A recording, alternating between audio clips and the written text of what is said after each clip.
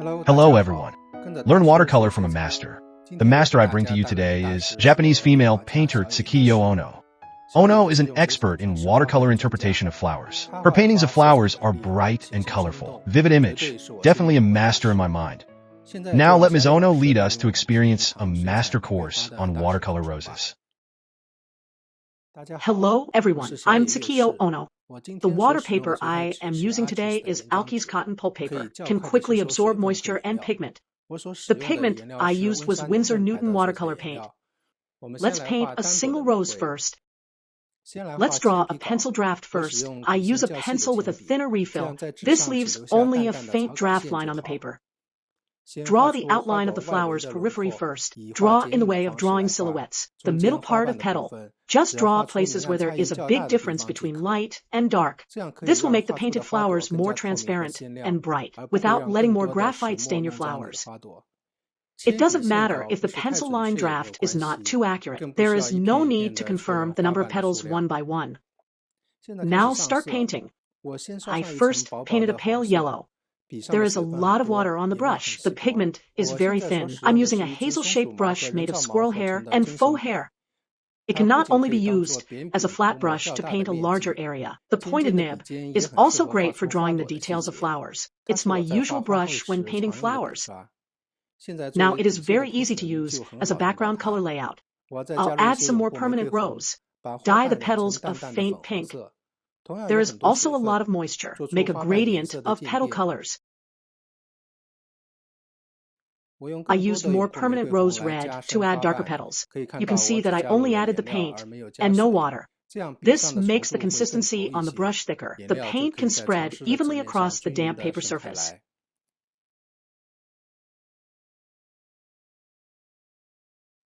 Now base the leaves with blue. I switched to a round tip brush this time. The pigment is also very thin.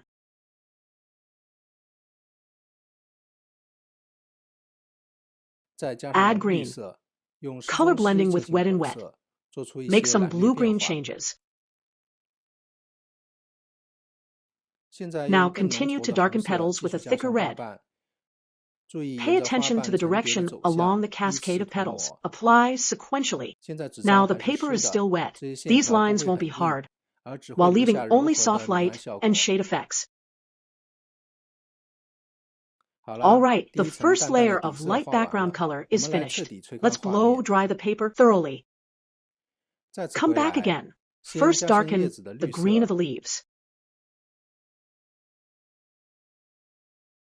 The green color I use has a slight difference between warm and cold. The backlit part is cold. The part that receives light is warmer. Now darken petals again. You can see I added some blue to the red.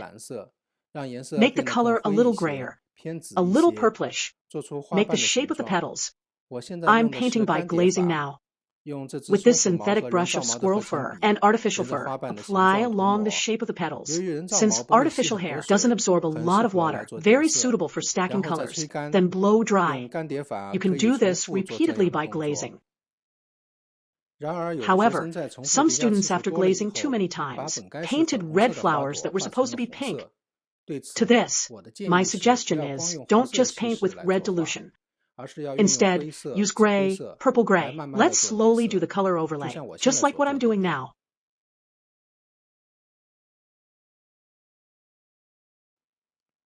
Don't forget the background. Make the background work in sync with your entire painting layer by layer. Helps you grasp the overall relationship of the whole painting at all times. I smeared again with this hazel brush. Purple meets yellow to produce gray. Although only faintly, a hint of yellow, a hint of purple, a hint of gray, but these faint and subtle color changes will refuse dullness and bring vitality. We continue to do glazing. Paint the petals more carefully. Portray the value changes and color changes of petals layer by layer. Can be seen whether you are painting the green leaves of petals or the background. I've used more than 2 colors. Yellow, red, purple-gray on petals, yellow-green and blue-green on the leaves, yellow and purple in the background. Through these color changes, shows the beauty of the color of objects, light and air. By layering colors. Now this rose is very three-dimensional. Get here, our middle value layer is done. In the end, we paint the darkest parts. I use a smaller round tip with artificial hair, higher consistency of pigment on brush, carefully trace these shadows and boundaries. Lock all morphological relationships, value relationship and temperature relationship. This way, one rose is done. Good. Now, let's see how to paint a group of roses. I won't go into details about the pencil draft. Go directly to the coloring stage. It's still better to brush a thin layer of yellow first, or do it in two colors, lemon yellow and dark cadmium yellow. Just brush all the bright parts of the flowers too. Then I used rose red and cadmium orange. Make a pink. Come and lay the foundation for this pink rose. Do a little bit of light and dark. The paint spreads out wetly. Add more cadmium orange to paint the flower on the right. Paint the red rose on the left in dark scarlet. Now, it's wet to let the color blink out fully. Of course, you can also dry some areas where you don't want the color to faint while it's wet. Some students ask me whether you must add yellow when using the base color. My answer is, most of the time, I use the colors of the sunshine, that is, yellow as the base. Of course, when painting purple or blue flowers, I will consider the true color of flowers first, combined with actual observation, then decide whether to add yellow. Now, to paint the leaves. Usually, I use blue instead of yellow when undercoloring the leaves. But now I base the leaves with yellow-green, because I set a warmer tone for the whole painting. But you can still see the difference in hue of these greens. The background is also a warm purple gray. The picture is soft now. Overall, it is a hazy tone of light bright colors. All right, the first brush of background is finished. Now, let's blow dry the paper thoroughly. Let's do it for the second time. Add more rose red. Do it with small synthetic brushes. Make the shape of the petals little by little. You can wash in soft edges with clean water. Make a gradient of colors on the petals, but don't have too much moisture on the pen when washing it. Otherwise, there will be water stains, or the base color will be soaked. I used cadmium orange to paint the cascading petals of the light rose on the right. Continue to paint by glazing, plus the practice of softening the edges with clear water. Make relatively hard and softer borders at the same time. You need to be flexible in controlling the consistency of the paint and the moisture on the brush. It takes long practice to gain experience. Some students ask me, say, why I always paint roses too stiff. How to draw softness. In fact, roses are not the only ones that are easily painted stiffly. The flowers look too stiff just because every petal is painted, and all the outlines are drawn too clearly. Instead, we just have to grab the whole flower, even the idea of an entire bouquet of flowers. Just draw the place that looks particularly clear. Draw the eye-catching places that need to be expressed in particular. It can show the soft feeling of roses. Now, to darken green leaves. Some green looks colder, some greens are warmer. The color is usually warmer on the leaves facing the sun, while the color is cooler on the leaves diagonally facing the sun or in the shadow. Of course, it is also related to the influence of distance and ambient light. As the saying goes, red flowers also need green leaves to line them. Therefore, it is also very important to draw the green leaves. So how can we do a good job in the color change of green leaves? First of all, I will try to use as little green paint as possible on the off-the-shelf. I suggest a mixture of yellow and blue to bring out a richer green. Let's look at this picture. Windsor yellow and Prussian blue can mix green. Dark cadmium yellow and azure can also mix green. Green yellowish near left end, and the green near the right end is bluish. But the green above is more blue-green, brighter, and the green underneath is more reddish and more mature. So we can see that the green in the same painting can take on so many variations. Let's take a look at this picture again. Both are yellow. Lemon yellow is bluish and cadmium yellow is reddish. Both are red, dark scarlet yellowish, while quinacridone magenta bluish. And both are blue. Manganese blue is yellowish and French cyan is reddish.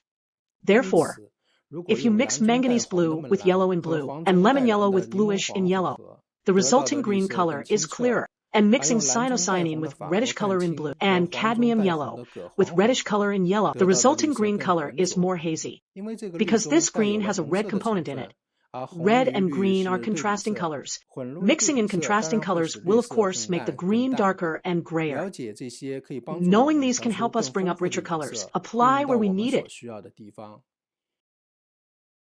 Now let's go ahead and darken the pink rose.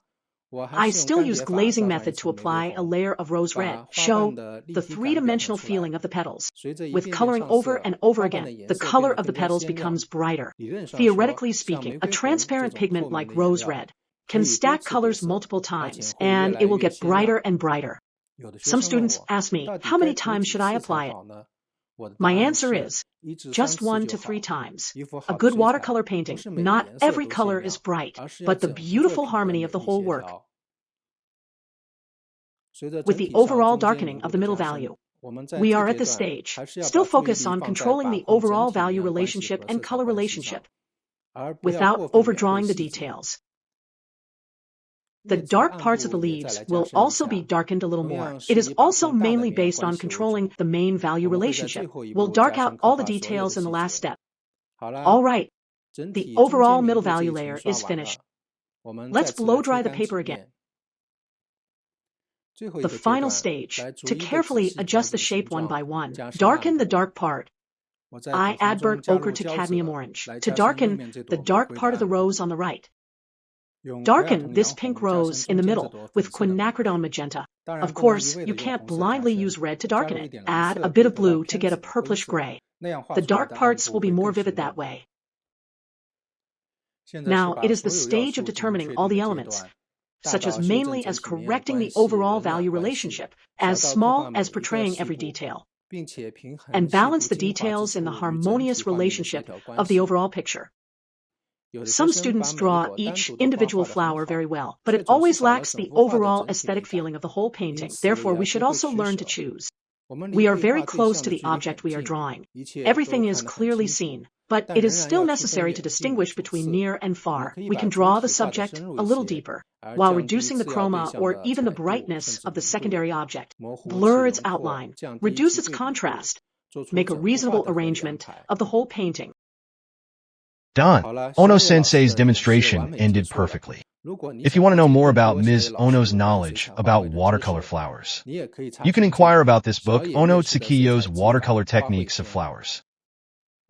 Let's review the key points from Sensei Ono's lessons.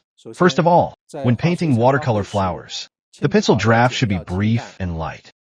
In the process of coloring, combined use of wet in wet and wet on dry methods, moisture on the brush gradually decreases. The color thickens successively. Flowers are characterized by high color chroma. The gorgeous and varied colors are important features to be displayed in flower painting. Understand the properties of pigments and become familiar with the variations when they are mixed. It requires constant practice to accumulate experience. Repeatedly stacking colors can make the colors of flowers brighter, but we should always pay attention to good balance and grasp the overall effect. Remember, you're not after beautiful colors, but the whole beautiful painting.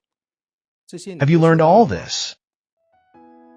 Let's conclude today's masterclass in enjoying the wonderful works of Tsukiyo Ono.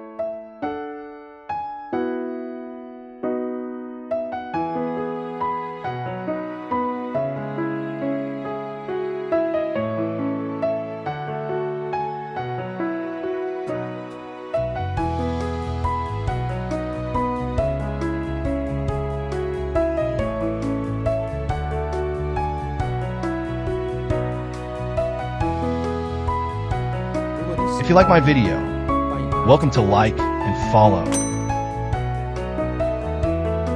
Thank you for watching.